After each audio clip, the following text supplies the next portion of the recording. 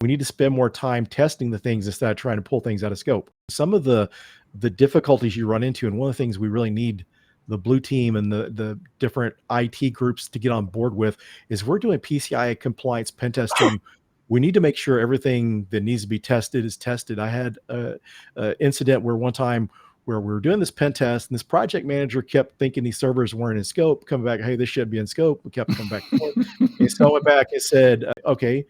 And one time they come up and said, this server shouldn't be in scope. It doesn't transmit or store PCI data, but it does connect to the PCI environment, which puts it in scope for PCI. So I took the PDF, took a screenshot of the verbiage that said this was in scope, attached the PDF, emailed it to him stating that, and we're on a call. And I believe we had a PCI person. I don't know if we had a dedicated QSA, but they were on the call.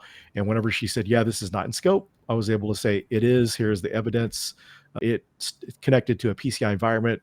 And he said it was in scope. We need to spend more time testing the things instead of trying to pull things out of scope. Sometimes we get too caught up on the compliance piece and forget about the overall ecosystem. There's other areas that could be exploited.